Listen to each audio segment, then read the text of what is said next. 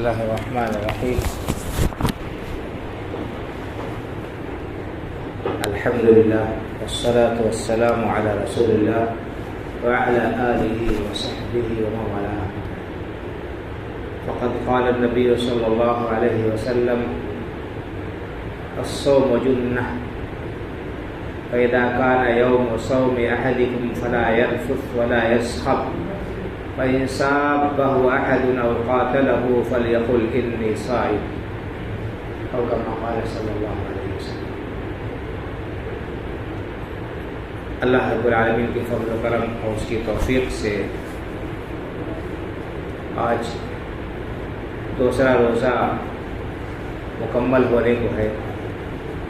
اللہ رب العالمین ہمارے روزوں کو، ہماری نمازوں کو اور دیگر عبادات کو قبولیت سے نوازتے ہوئے پر بہترین اجر ہمیں عطا فرمائے، آمین.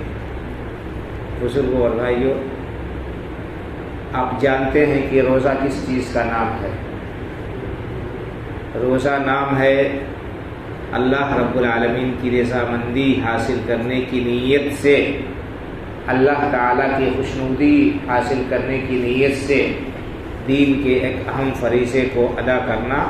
طلوع صبح صادق سے لے کر غروب آفتاب تک، یعنی سورج ڈوبنے تک کھانے پینے سے اور بیوی کے ساتھ تعلق قائم کرنے سے رک جانا، یہ شریعت میں روزہ کہلاتا ہے. اور اس کے اندر بڑی حکمت ہے اور یہ مکمل تربیت گاہ ہے. ہم کو اور آپ کو معلوم ہے کہ انسان کے لیے کھانا پینا جائز ہے.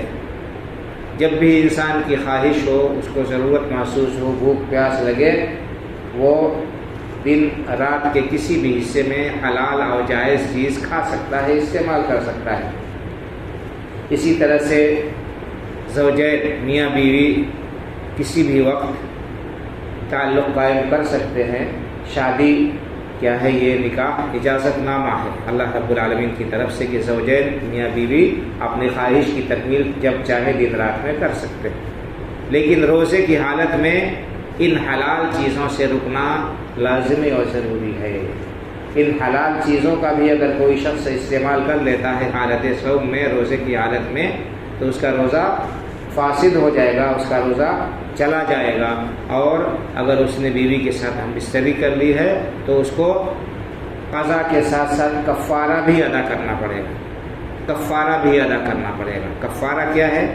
ایک غلام آزاد کرے، اگر نہیں طاقت ہے تو پھر 2 مہینے لگاتار روزہ رکھے. 60 دن 2 مہینے لگاتار روزہ رکھنا ہے، بیچ میں ایک دن بھی وقفہ نہیں کر سکتا ہے. اور اگر نہیں طاقت ہے تو پھر 60 مسکینوں کو کھانا کھلانا. یہ کفارہ ہے بیوی کے ساتھ تعلق قائم کر لینے کا روزے کی حالت میں. اور اگر روزہ جان بوجھ کر توڑ دیتا ہے، انسان کچھ کھا پی لیتا ہے، تو بہت بڑا جرم وہ کرتا ہے اور توبہ کرنا ضروری ہے اور اس کی قضا کرنا بھی ضروری ہے. بہرحال کہنے کا مطلب یہ ہے کہ روزے کی حالت میں حلال چیز سے رکنا ہوتا ہے ایک مسلمان کو. اس میں ہمارے لیے درس ہے، اس میں ہمارے لیے نصیحت اور عبرت ہے کہ ہم اللہ کی خوشنودی کے لیے جس طرح سے حلال چیزوں سے رک جاتے ہیں، باز آ جاتے ہیں، تو حرام چیزوں سے بچنا ہمارے لیے بدرجہ اولا لازم اور ضروری ہوگا. ایک مسلمان اللہ رب العالمین کے حکم کا تابع ہوتا ہے اور اللہ کے رسول صلی اللہ علیہ وسلم کا وہ فرما بردار ہوتا ہے. جو کچھ بھی بات اس پہ مل جائے اللہ کی طرف سے، جو حکم مل جائے اللہ کے رسول صلی اللہ علیہ وسلم کی طرف سے، اس کے سامنے سر تسلیم خم کر دیتا ہے، آمنا و صدقنا کہتا ہے. تو جب حلال چیزوں سے رکنا ہمارے لیے ضروری ہے تو حرام سے رکنا کس قدر لازمی اور ضروری ہوگا. یہ درس ہے ہمارے لیے اور یہ ایک تربیت ہے کہ ایک مسلمان روزے کے مہینے میں تربیت حاصل کرتا ہے تمام غلط عادتوں سے، غلط کاموں سے، غلط چیزوں سے رک جانے اور باز آ جانے کی، اور تمام غلط چیزوں کو چھوڑ دینے کی. یہ مکمل تربیت کا ہے. بہت سے لوگ ہیں جو روزے کی حالت میں حلال چیزوں سے تو بچ جاتے ہیں، کھانے چیزوں پینے کی چیزوں سے تو احتراز اور پرہیز کرتے ہیں، لیکن حرام سے پرہیز نہیں کرتے، حرام سے نہیں بچتے. تو یہ بہت ہی خطرناک بات ہے. وہ اپنے روزے کو ضائع کر رہے ہیں، اس کے اجر کو برباد کر رہے ہیں. حدیث پاک میں اللہ کے رسول صلی اللہ علیہ وسلم نے ارشاد فرمایا کہ اذا كان يوم صوم احدكم فلا يرفث ولا يسخب، جب تم میں سے کسی شخص کے روزے کا دن ہو، روزے سے ہو، تو اپنے زبان سے کوئی نازیبا بات نہ نکالے، فحش کلمہ اپنی زبان سے نہ نکالے، لغو بات نہ بکے، گالی گفتاری نہ کرے.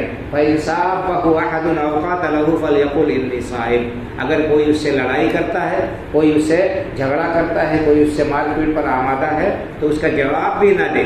لڑائی کرنا تو دور کی بات ہے، اس کا جواب بھی نہ دے. کیا کہے؟ کہہ دے کہ انی صائم، بھائی میں روزے سے ہوں، میں اپنا روزہ خراب نہیں کروں. تو جب جواب دینے کی اجازت نہیں ہے تو جھگڑا کرنا، لڑائی کا آغاز کرنا یہ کہاں سے جائز ہوگا؟ بہت سے لوگ ہیں جو روزے کی حالت میں اپنا آپا کھو دیتے، اپنے آپ پر کنٹرول نہیں رکھتے، اور غصہ ان کی ناک پر ہوتا ہے. کوئی بھی بات مزاج کے خلاف ہوتی ہے وہ پھٹ پڑتے ہیں اور لغویات بکنے لگتے ہیں. گھر میں بچوں کے اوپر جو ہے غصہ اتارنا، جھڑکنا، گالی گفتاری بکنا، یا اور لوگوں کے سامنے، یہ بڑی خطرناک بات ہے. یہ روزے کے تقاضوں کے بالکل منافی ہے، اس کے بالکل برعکس ہے. اللہ رب العالمین نے روزے کا مقصد یہ بتایا کہ تمہارے اندر تقویٰ پیدا ہو. تو تقویٰ یہ ہے کہ انسان غلط کاریوں سے بچے، حرام کاریوں سے پرہیز کرے، اللہ کی نافرمانی سے رک جائے. اور اگر کوئی شخص گالی گفتاری بکتا ہے تو یہ بہت بڑا گناہ ہے. اللہ کے رسول صلی اللہ علیہ وسلم نے اس کو فسق کا قرار دیا ہے، گناہ کا کام قرار دیا ہے. تو بہرحال اللہ کے رسول صلی اللہ علیہ وسلم نے فرمایا کہ گالی کا جواب بھی نہ دو، بلکہ کہہ دو کہ میں روزے سے ہوں. دوسری حدیث اور بھی زیادہ واضح ہے اور اس کے اندر اور بھی بڑی سخت وعید ہے. اللہ کے رسول صلی اللہ علیہ وسلم نے ارشاد فرمایا کہ من لم يدع قول الزور والعمل به والجهل فليس لله حاجة في ان يدع طعامه وشرابه. اگر کوئی شخص روزے کی حالت میں جھوٹ بولنا، جھوٹ پر عمل کرنا اور جہالت کے کام، لڑائی جھگڑے نہیں چھوڑتا ہے، تو ایسے شخص کے بھوکے پیاسے رہنے کی اللہ کو کوئی ضرورت نہیں. گویا کہ ایسے شخص کو روزے کا ثواب نہیں ملے گا، بلکہ اس کے روزے کا ثواب ضائع ہو جائے گا. اس کو صرف بھوک و پیاس اور مشقت حاصل ہوگی. اس لیے ہمیں چاہیے کہ ہم روزوں کی حالت میں بہت زیادہ احتیاط کریں، اپنی زبان کا صحیح استعمال کریں، غلط استعمال سے بچائیں. اسی طرح سے اپنے کانوں کا، اپنی آنکھوں کا. بہت سے لوگ روزے میں کیا کرتے ہیں، یا تو سوئے رہیں گے دن بھر، یا جاگیں گے تو لغویات میں گیم کھیل رہے ہیں، تماشے بازی کر رہے ہیں، بیٹھ کر پتے کھیل رہے ہیں، یا اور سیریل دیکھ رہے ہیں. یہ سارے کام غلط ہیں اور ان سے انسان کے روزے کا ثواب ضائع ہو جاتا ہے. روزہ ایک تربیت گاہ ہے. ہم بھوک اور پیاس کی شدت برداشت کرتے ہیں، اس سے ہمیں عبرت اور نصیحت حاصل ہوتی ہے کہ معاشرے میں بہت سارے دبے کچلے، غریب، کمزور لوگ ہیں جن کو سال بھر جو ہے کھانا نصیب نہیں ہوتا بھر پیٹ. ہم ان کا خیال کریں، دوسروں کی بھوک کا، ان کی پیاس کا ہمیں احساس ہو. ہمارے اندر انسانیت اور انسانی ہمدردی، غمخواری اور خیرخواہی کے جذبات پیدا ہوں، تاکہ ہم دوسروں کی مدد کریں، ان کے کام آئیں، ان کے دکھ درد میں ہم شامل ہوں اور ان کو دور کرنے کی کوشش کریں. تو بہرحال روزے کے بہت سارے مقاصد ہیں، بہت سارے فوائد ہیں. ان کو ہمیں مد نظر رکھنا چاہیے، ان کو حاصل کرنے کی کوشش کرنا چاہیے. اپنی زبان، اپنی کانوں، اپنی آنکھوں، اپنے اعضاء و جوارح کا صحیح استعمال کرنا چاہیے، تاکہ ہم حقیقت میں روزے سے مستفید ہوں اور ہمیں اس کا اجر و ثواب ملے. اللہ تعالیٰ ہمیں تمام خلاف شریعت باتوں سے بچائے. اللہ تعالیٰ ہمارے روزوں کو قبول فرمائے اور ان پر ہمیں دنیا اور آخرت میں بہترین بدلہ عطا فرمائے، جس کا اس نے اپنے نیک اور صالح بندوں سے وعدہ کیا. آمین. وآخر دعوانا الحمد للہ رب العالمین، وصلی اللہ علی نبینا محمد وعلی آلہ وصحبہ اجمعین. السلام علیکم.